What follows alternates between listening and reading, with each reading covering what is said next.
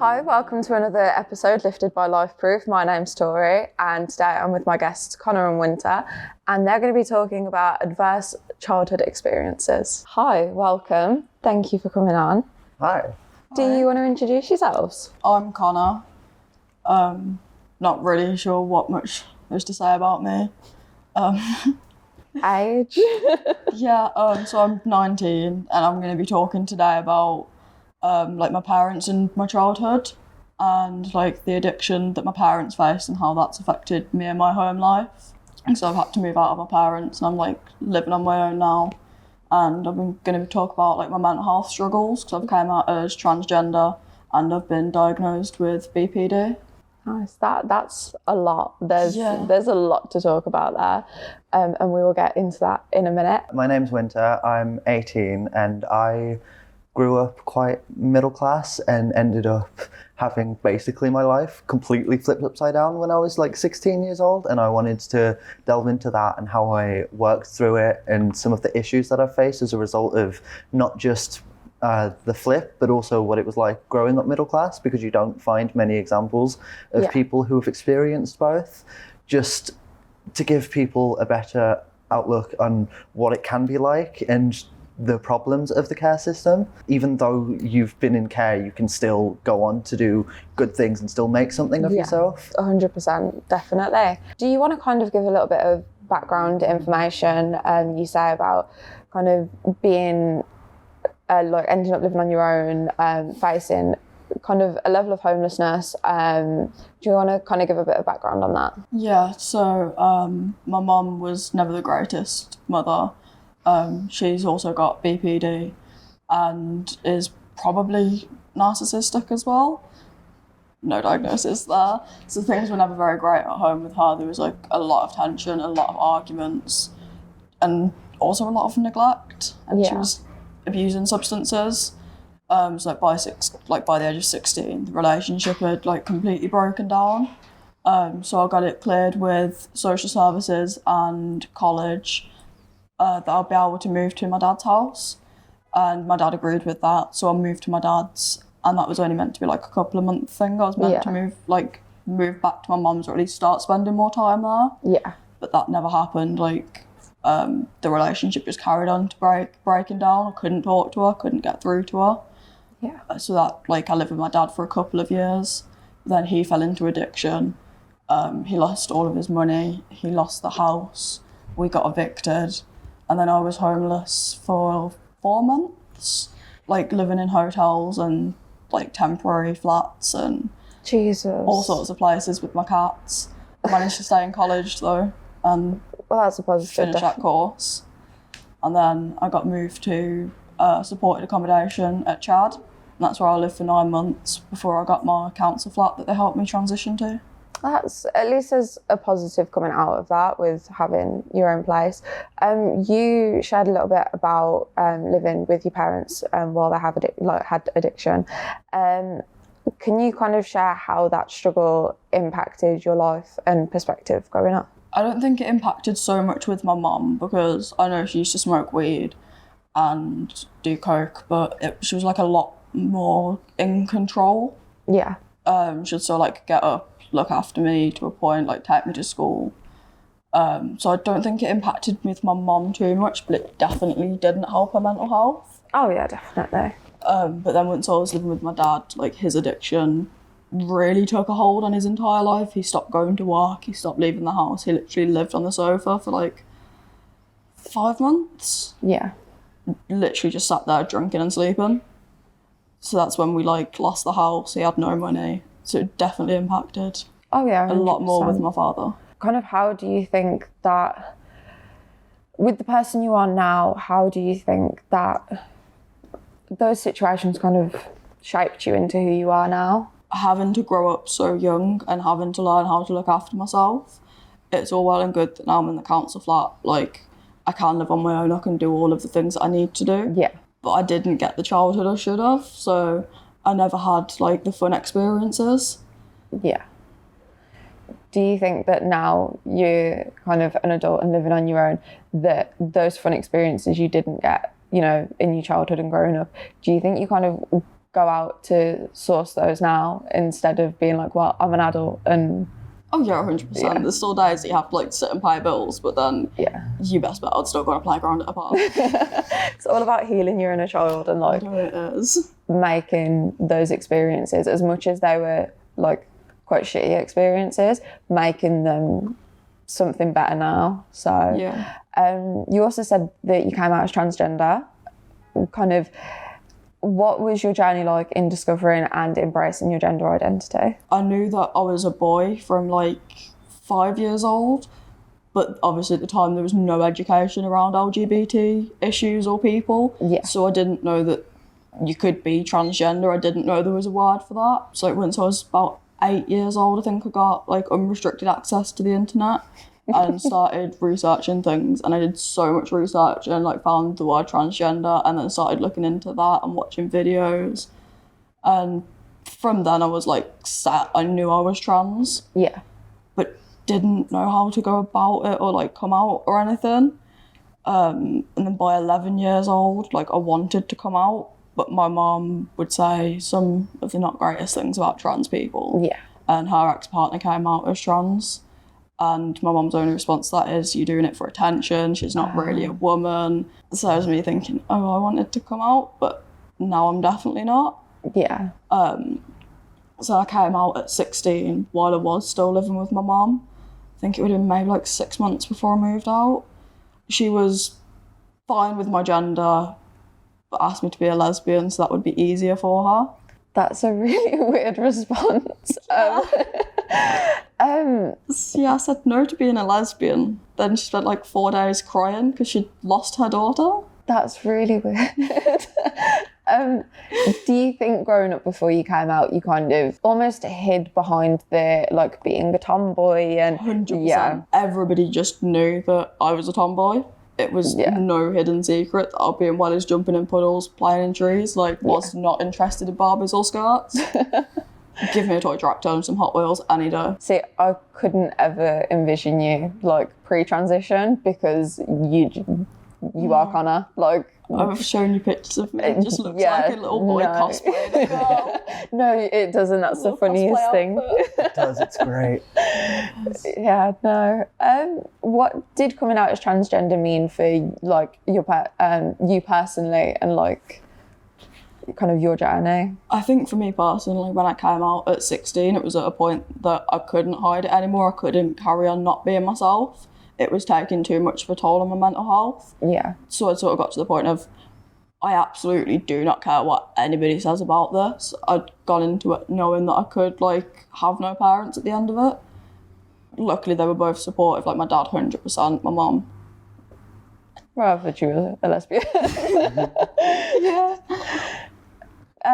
What led to your decision to leave your mum's house, and what were the biggest challenges that you faced during that time?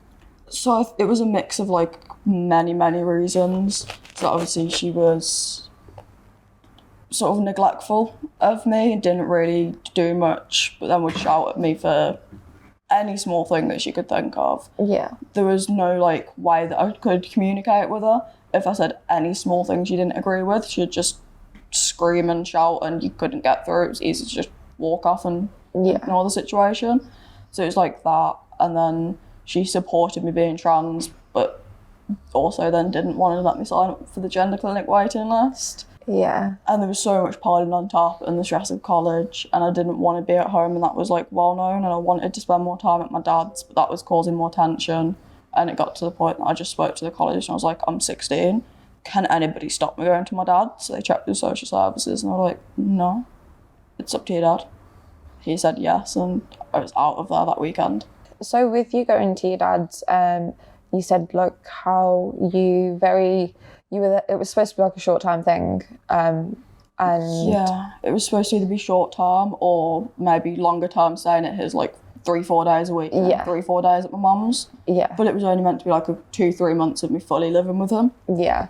Kind of what did that mean for you when you found out that, you know, he'd fell into addiction and you had to kind of up and leave the place that you'd not long just gone to? I think it really hurt because it was finally, for the first time in 16 years, I had one parent that wanted me, that was going to support me, that was going to help me with my mental health and take me to the doctor's appointments. And he was the one person that was like, I can save you from your mum, I can be here for you. And all of that, like, completely went out of the window. So it did, hurt. Yeah, I bet. Like, obviously, I know you said about your whole life flipping upside down, and that your story is like baffling. But kind of the way that it flipped upside down must have been a lot. It was like a gradual decline with my dad, like more drinking, him going to work less, borrowing money off me. It wasn't like an abrupt stop. Abrupt day was the eviction. Like 2 hours after I got back from college, we had the lock strolled out and the front door kicked down by the high court, and they were like, yeah, there's nothing you can do, get out now. Oh my God. So you touched on like BPD and you having BPD. Were you diagnosed at this point? Yes and no. Legally, apparently you can't be diagnosed with BPD when you're under 18. Yeah. And I was told that I had anxiety and depression from my mental health assessments. But when I later got my mental health records, it was stated that I got diagnosed in 2021 when I was still 17, but nobody told me about it. I was lied to and said I had anxiety and depression. So yes, I was diagnosed at the time, but didn't know about it. Yeah. So yeah. With that, actually, finding out that like the medical diagnosis that you'd been given wasn't actually what everyone said it was, what kind of effect did that have on you? Because that's got to have been a big thing. Yeah, it was an absolute massive shock. So like I only went to get my medical records to send off to student finance, I think it was, because I thought I needed them to prove that I dropped out of college and like give the reason, because I wanted like the mental health diagnosis to say, here's the reason I've dropped out, I need to cancel my application. So I went for like my monthly like checkup appointment to talk about my meds and everything. I was like, can I have my records? Handed them to me. I was like, excuse me? This is not what I got told. This is the wrong information. Literally, the doctor's right by my flat, so I literally run back to Inter and I was like, look at this. What do I do? So you found out while being with Winter? No. I was at the doctor's, but the doctor's is literally like a 2-minute walk from the flat, and Winter was at the flat. No, I meant like relationship-wise. Yeah, not like just sitting together. While we were together, I literally just like appeared back from a monthly doctor's appointment with a copy of my health records, be like, hey, read this. How did that affect you then? Like, because obviously that's got to be a big thing for Connor, but then you as Connor's partner to sit there and go, this is like a whole different ball game for me to learn. Like, I think because of my experience with borderline and how many people and how much research I've done into it, I know so many people who've been diagnosed with it or have suspected it that I'm quite aware of how to handle it. And because of this, I'd already had my own suspicions. Yeah. Obviously, I'm not a doctor, so I can't say, you have borderline. But when it came back, it was like, okay, all of the techniques and things that I've been using to adhere to your mental illness have been correct. I'm doing the right thing. I can carry on doing what I'm doing. So I think for somebody else who wasn't as knowledgeable, it would have been quite scary. Yeah. But I think it's very fortunate that I already knew stuff. Yeah. So it was just, okay, I just need to keep going with what I'm doing, maybe do a bit more research. Yeah, but at least it was like a level of confirmation for you as well that like you were doing the right thing and going in the right direction instead of like had it have been the other way and it was like, no, I don't have BPD, you've just psychoanalyzed me. We both suspected that I had BPD and I was waiting for another mental health assessment like 2 months after that. Yeah. So we were suspecting it, like thinking I was going to get the diagnosis in 2 months. It was just a bit of a bombshell dropped on me that one random afternoon. No assessment, just here, it's already on your record. You were just in the closet twice for 2 different things. Wait, twice or 3 times? I don't know at this point. You just live in the closet. The closet is glass though, so it's fine. Yep. So yeah, kind of living with BPD is obviously quite challenging. There's probably a lot of ups and downs. Could you share some of the ways that you managed to kind of manage your day-to-day life?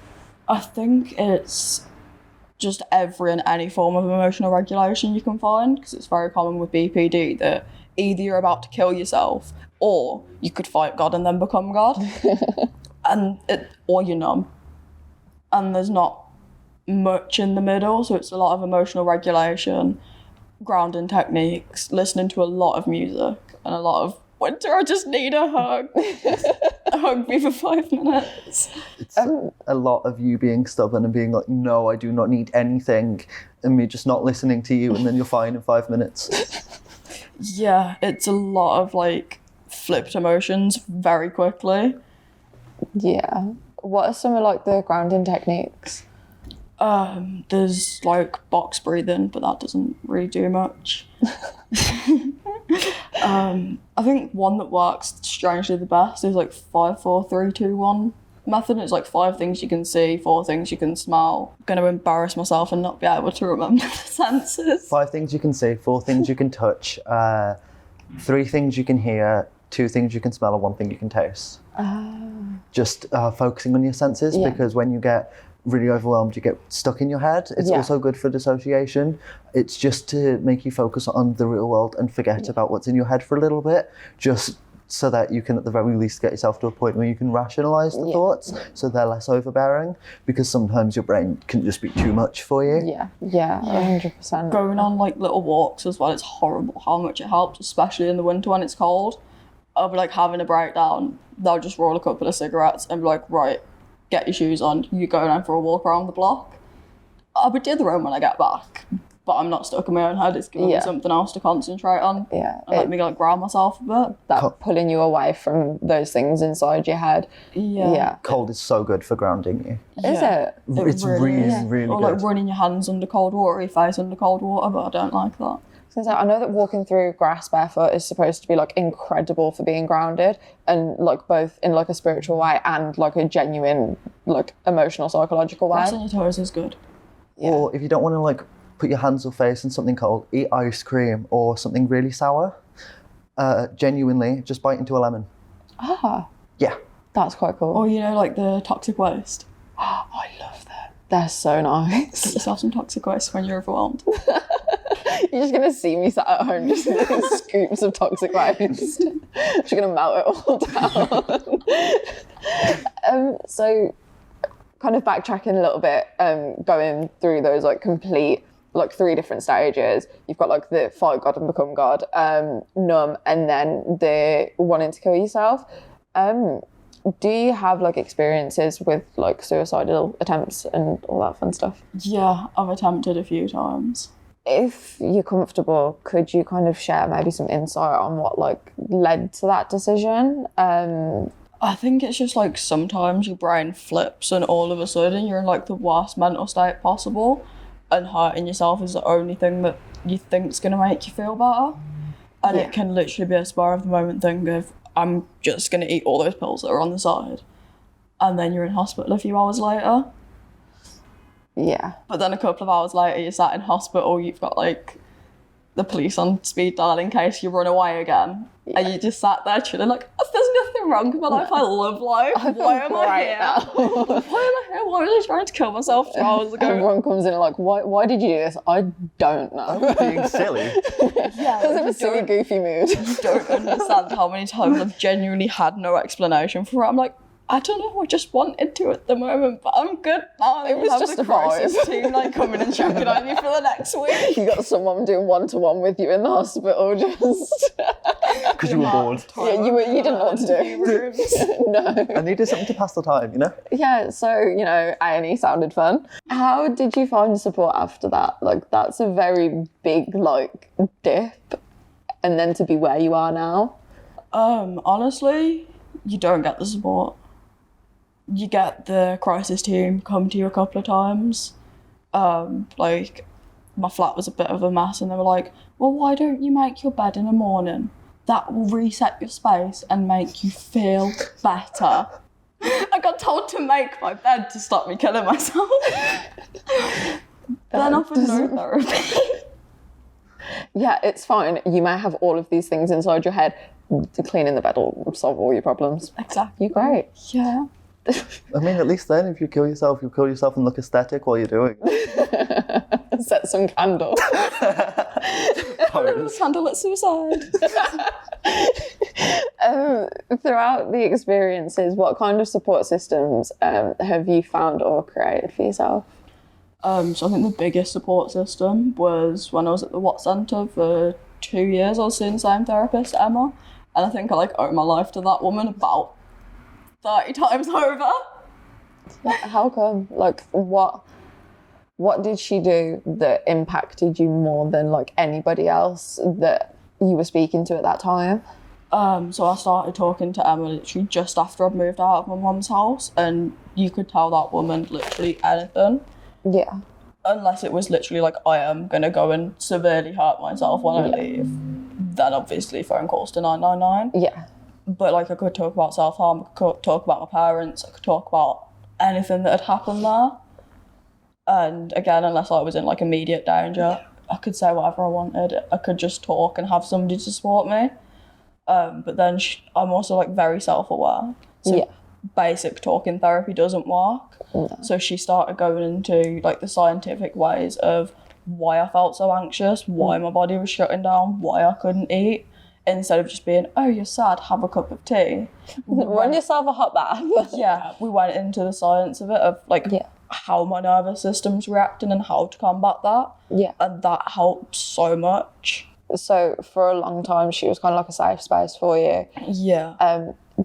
Has that safe space passed on to being with Winter? That someone understanding the psychological reasoning for things, because you are so, when it comes to anything psychological, you are so educated on everything. No, it is absolutely fascinating. So not even from a relationship point of view, but genuinely a mental safe space from having this person that was here was the reason why this happened, to now being with Winter.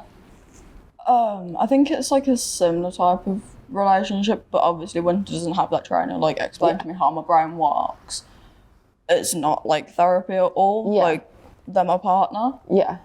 But it is somebody I know they have mental health struggles that we can talk about in a bit. So I know it's somebody that if it's oh yeah, I want to kill myself this evening, but I'm not actually gonna. I know that I can talk to Winter about it, and it's not gonna be oh my god, overreaction, let's call an ambulance. It's no, I get you. Yeah.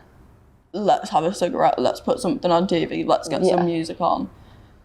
There's not going to be an overreaction. Yeah. I know that I can talk and I'm safe. Yeah, definitely. So basically it's just calm down, sweetheart, you're just hungry. Hunger is a real thing. Depending on the day. Yeah. I guess for now, I think that's enough to unpack just for now. So do you want to talk about your experiences and kind of how you ended up in the position that you're in now? As in moving into the care system? Yeah, literally from day dot to sitting in this room. Maybe not as in depth as so this is what I did last Monday, but briefer overview is when I was 13, 14, I started to fall out with my parents. I felt a lot less heard and appreciated than I wanted to, and so then I started to lash out and then became the black sheep of the family, so everything could be blamed on me. Yeah. Got into a bad relationship, ran away twice, during COVID, by the way. That's safe. I know. Good decision. One was in the May, one was in the August, so it wasn't the hot spot of COVID, but still, it was in the middle of COVID. Restrictions were there. You broke a bit of the law. Yeah. And then there's going to be police downstairs in a minute, just banging on the door. And then, I think a year or two later, I ended up having what I refer to as a psychotic break. I'm not 100% sure that's what it was, but my brain just flipped and I couldn't control my thoughts anymore, and I felt like I was a danger to not just myself but my family. So I referred myself to hospital, got picked up in an ambulance, and then from that point on my parents have just said, we don't want you in our home. We want basically nothing to do with you. You're in care now, have fun. So I lived in Russell's Hall for 2 days. Yes, I was only homeless for 2 days, but considering the fact that I went there because of how bad my mental health was, and I was just stuck in their little interview room, which had no TV, I had no phone because my phone was still at my parents'. I had no entertainment. I think in the 2 days I was there, I ate like 3 sandwiches and that's it. Yeah. I was really neglected in the hospital. Yeah. And then I moved into the care system and that was just like constant neglect. They even admitted to me that everyone who moves in is meant to get a care plan. They're meant to be told some sort of like step-by-step as to how care should treat them and what things they should be able to accomplish by the end of care. I never got one. I was in care for nearly 2 years. They didn't come up with a care plan, so they didn't know what to do with me, so they kind of just left me to my own devices. Chucked you in and was like, go do you think? Going from middle class where I didn't have to ever worry about where a meal was coming from, I never had any responsibility with finances or bills, to being given complete freedom. You can imagine what I did with it. I wasn't equipped to just be told, go on your own. I definitely was in a place where I had higher needs, especially because originally the place I was moved into, it's a higher security place. That's why there was only like 3 people who could live there, because we were seen as higher risk to ourselves. And they just left you with like no direction, just go do you think, hope for the best. Yeah. And then obviously I was in a quite vulnerable position and someone moved in within 2 months and he happened to sell drugs. And I'd tried things, but I hadn't really. I'd smoked weed like twice. I drank every now and then, but once I met him, I had really easy access to anything. And because I lived with him, he didn't mind me getting it then and then paying him later. So I built up quite a hefty debt. Yeah. But then I also built up a dependence on him, so I was never going to lose that debt, and I was just a steady supply of income for him. Did he know your background as well, coming from like this middle class, yes, kind of rich family? Even, well, it depends on how you like define the term rich, but like to the position that like you were in then, that's like quite a leap. Did he kind of know that and kind of use that as I know that you come from a place of money? He knew I was vulnerable and he knew I was naive because of the place that I came from, which I think is a really big thing. Yeah. I wasn't very street smart because when would I have been? Like when I was a child, I wasn't allowed to go out and play on the street.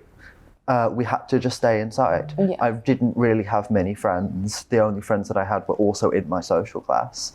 So I didn't really know what society was like. I was very, very sheltered from everything. So moving into that was a slap in the face, and then the neglect made me a really easy target. No, that makes a lot of sense. Kind of when do you think the moment was that you realised like this is a very different world to kind of what you were kind of grown up around, and it was the things that you were sheltered from? Like, did you have like a pivotal moment where it was like, this shit is not what I expected? I think the first biggest thing for me, and the part that made me realise, was the community aspect of people in like a lower or working class, because you don't get that when you're middle class. I didn't speak to my neighbours ever. I didn't really have any sort of relationship with them like that. But then just having not a roommate, but a housemate who had grown up in such a different environment, I learned just how different it was and how much more of a community people are when they have less. Yeah. And just how like isolated I was, and like honestly just how many life experiences you miss out on because you're so obsessed with your image that you kind of just lock yourself away and become really, really lonely. What were some of the key moments, do you think, that like led to the point that like of that change to go from being in that like middle class family to being like, I'm a danger to not only myself but my family, and to being in that situation? Like kind of what came, I don't know, where did the thought of being a danger to yourself and your family kind of come in from? Oh, I'd had the thought for a while. There'd been quite a few times where I kind of it felt like I'd lost control of my body almost, and like my brain was controlling my body rather than me, and I was like just watching from a back seat. Yeah. I'd felt like that since I was like 14, which led to there already being talks of me moving into foster care before I actually did. Originally, I was going to move into care at 15 years old. We had the documents and everything, I just didn't sign them. Yeah. So I was like very, very close to getting, I don't think it would be called emancipated because of my age. I think that's more when you're 16. But it was an ongoing thing, and then it more just got to a point where I couldn't handle my brain anymore, and it was too bad, and I'd felt too suffocated, and I needed to get out regardless of what the consequences were. But then, because of how sheltered I'd been, I didn't really know, like I didn't really have much of any self-control. That and quite a few other things. So once I got that freedom, I did everything that I shouldn't have, and went into a lot of bad social circles, touched a lot of things that I really shouldn't have touched, and got myself to a really, really bad place physically. And then I just became more and more a danger to myself. Until I ended up moving out and into the semi-independent living place where I actually felt like I was getting some sort of support and felt like I had a chance. It was like a restart, basically. After dealing with all of the trauma that I got from that place and having to just sit there with that for months on my own with like no support, getting to get away from that, not just like metaphorically but also literally, was really, really nice. Even though I just got moved into a tiny bed sit, I needed the change. Was that you moving into Chad? Yes. And was that where you two met? That was the third time we met. What? 3 different times in 3 different towns over like 10 years. Please explain that story. So the first time we met was when I was doing a show round for an open night at Padmore. Them and their family came to the open night. It was the open night that the school got evacuated mid-head teacher speech. I remember. That was my fault. I set all the fire alarms off in the science lab. I put too many chemicals in one of the experiments when we were trialling it. I always got told that was a lad in my year for spraying aerosols. No way. Just out here, like, causing evacuations at the school. Casual. That was the first time we met. Yeah, that was the first time we met. I think I was 10 years old. And I was 11. Second time we met was when I started college, because we went to the same college, and we'd talk every now and then, but because our timetables didn't really line up, we never particularly saw each other. However, every single time that we would be out of a class for one reason or another, we got to a point where we would actively look for each other so that we could just sit down and talk. It got to the point Mondays I would skip one class and I was skipping biology, and we'd just like go and sit somewhere on a Monday afternoon and have like the most random conversation instead of attending our 3-hour lecture. Yeah, we'd just talk for hours, and because we just get so caught up talking, we'd never get each other's socials. And then I dropped out of college at the start of my second year, so in 2022. And didn't see him for near on a year, and then we met again at Chad. What was that like experience of being like, I know you, and then being like, oh shit, we've actually met a couple of times. Like, that must have been a funky experience. I'd seen them walk past my flat, but then obviously never had time to like go out and just like scream at them in the middle of the street like, hey, I've not seen you in a year, but hey. I wasn't about to do that. So like I already knew that they were at Chad. You didn't know I was there, and we went to one of like the little event thingies that the staff put on, and I just walked up and somebody was already stood at the door, and I was just like, oh my god, hello. I've not spoken to you in like a year. No way. And that day we spent over 24 hours together. That was it, joined at the hip. We live together now. No, literally. We spent over 24 hours together. I popped over to my dad's for a couple of days. Got back, they stopped at my flat at Chad for 2 weeks. We have literally not spent 24 hours apart since you got back from your dad's. Kind of back to your experiences in the care system, you've kind of mentioned having a bit of a challenging time while being in there. Can you like explain some of those experiences and kind of how they affected you? To be honest, because I had little knowledge of what the care system was like before, it was difficult for me to put up a side-by-side as to what it should have been like. So I really didn't notice the neglect in the system until I started talking to Connor about it, and he did not believe that it was an actual place until I physically took him there. I didn't believe that it was like actually quite true. I thought Winter was just like exaggerating the truth of like, oh, I snuck out and went to the London or something, but no, it all actually happened. Because like I know a fair few people that have been in care, and I know a few social workers like that are friends of my family. Yeah. I don't see them anymore, but Yeah. so, like, I was like actually didn't believe that this was happening, that nobody would check up on them for like 3 days. They could just not see staff Yeah. when under 18. Yeah, so I would like genuinely just disappear in the middle of the day and go off to wherever, like London or something, but they wouldn't check my room, so I just text them and say that I went to bed early. Oh my That's God. all I had to do. And they were under 18. Like, even at Chad, you have to have the 48-hour checks and, like, Yeah. a check that you're there and alive. Yeah, like it's not like strict at Chad, but it's like a kind of, we need to just make sure that you're cool. Yeah, there's, like, 1,000 times more support at Chad. Yeah. And that is kind of ridiculous, because the care system is like, you know, shown to be this really helpful thing, and actually the truth of it is there's a lot of situations like that.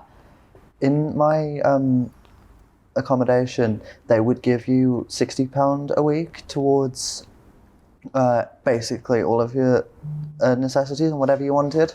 They were meant to take me out to do food shopping. I got taken out once, maybe twice.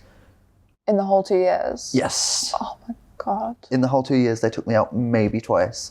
The rest of it, I just had to order all of my food myself. But then, like I said, I got into a lot of debt. My money went on paying back the debt because this guy had threatened me multiple times. And I was like, no, thank you. So I barely would eat.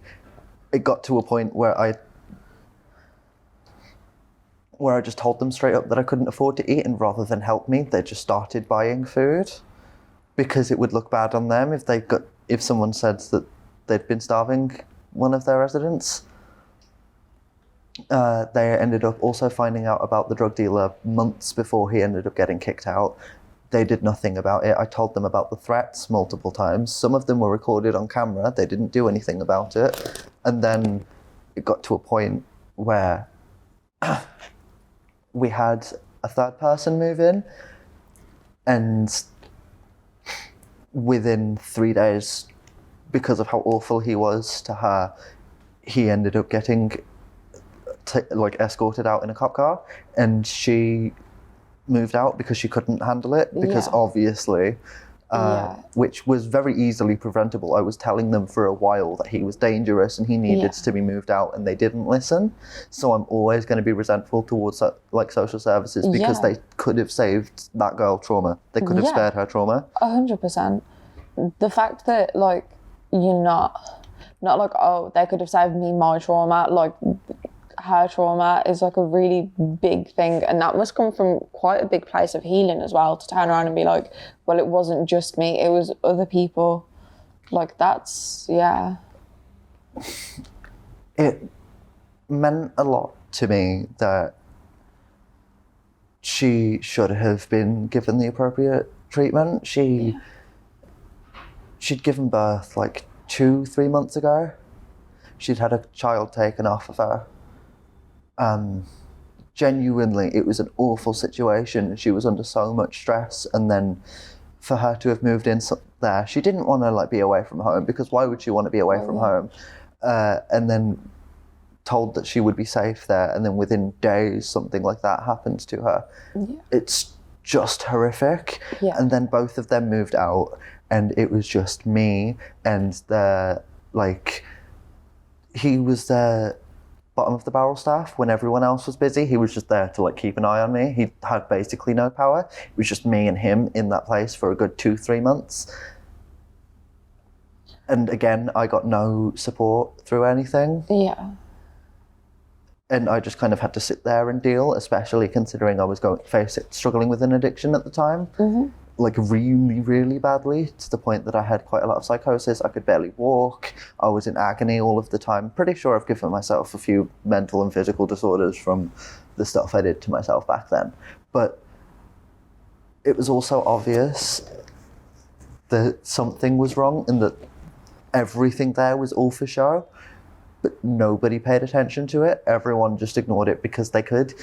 And it felt to me like a lot of the social workers were only doing their job so that they could get paid, so that they could say that they've done what they were meant to do. Because there is nothing saying they have to like be successful. There was just something saying that they have to try. They just have to show up and they get paid. But for the child, it's a difference between them feeling safe in their own home or them getting straight up abused by the people that they're meant to feel safe around. I mean, social workers not doing their job has completely altered your life. Yeah. If you had the care plans and things you needed, you wouldn't have fell into addiction. Yeah. Like, your life would be completely different now. I wouldn't have dropped out of college. I wouldn't have faced addiction. I would be in uni right now if I'd been given the appropriate support, but I just wasn't. And so then my life was pushed back a year. Yeah. That's a massive letdown on like the authorities' part and it's really sad because it is seen a lot more than it should be to like kind of just chuck people to the side and go, you'll be fine, because to them you are just another number, you are just another work day.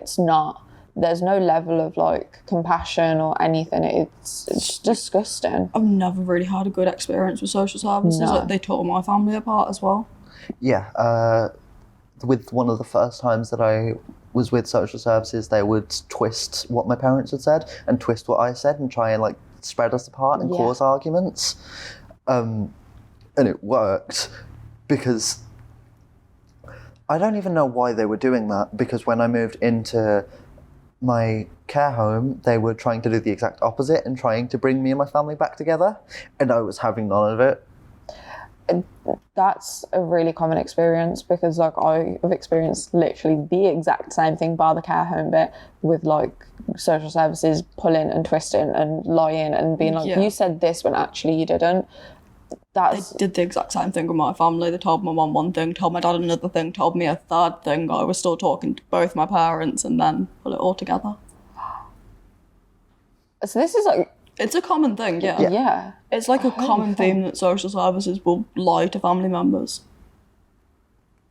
Oh my God. Kind of through that period, how did you cope? Like, that's for someone who went from such a sheltered life into full-blown, here is some of the harsh shit in like the real world.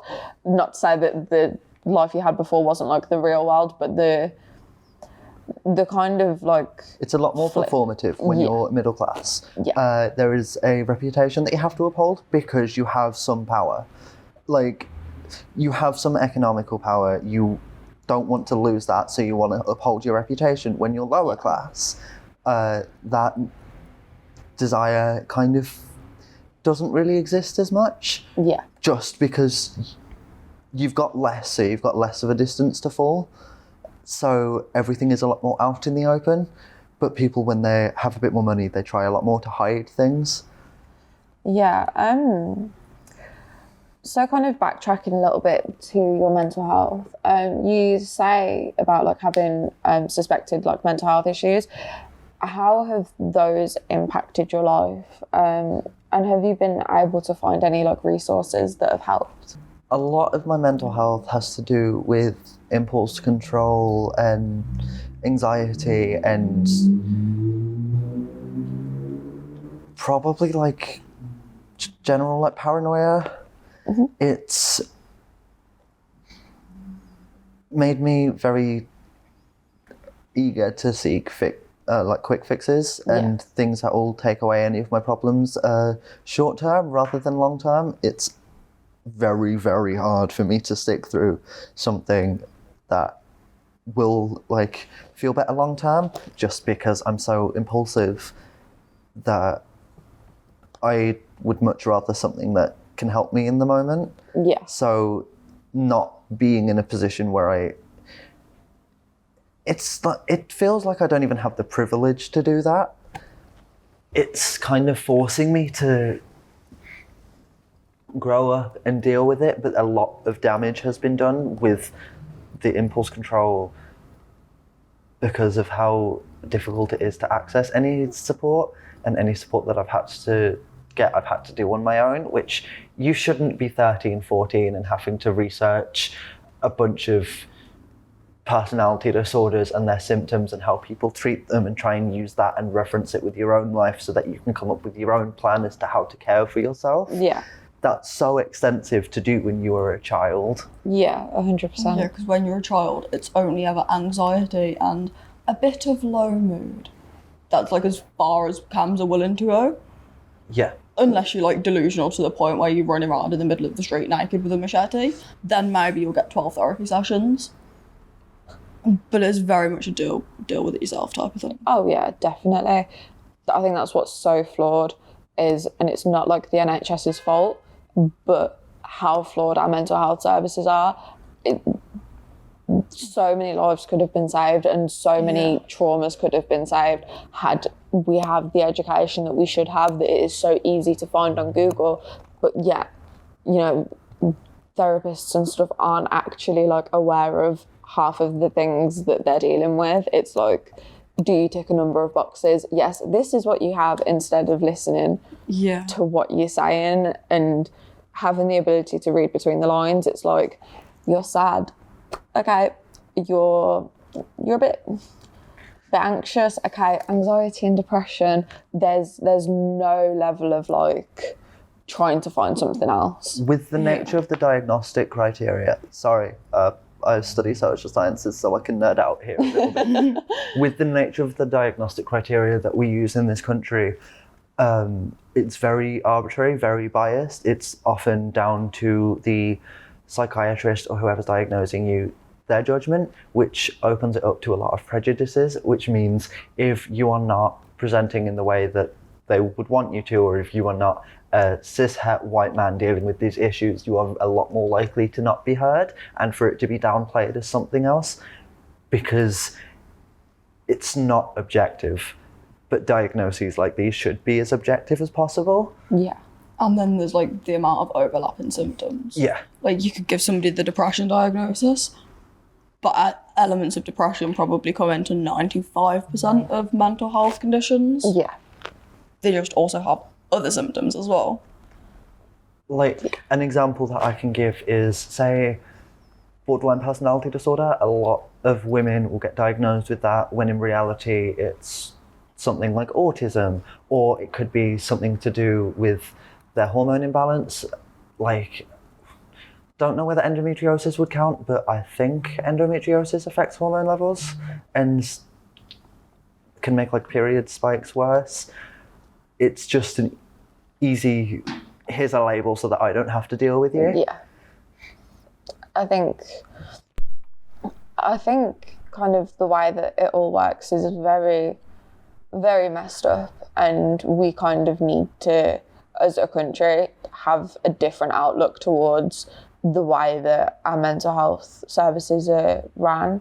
Yeah, at the minute they just want to tick the box because they've not got the funding. So it's, you've got anxiety, you've got depression. Here's the most basic antidepressant with a year-long repeat prescription. Try not to kill yourself. If you do, goodbye. If not, see you in a year's time. So to tie everything in, kind of looking towards the future with each other, where do you see your relationship going with like goals and aspirations, both together and individually? I think we're lucky with the sense that our jobs are our job aspirations are kind of quite flexible once we've got the qualifications, because both of them we could work basically anywhere as long as we can find a job.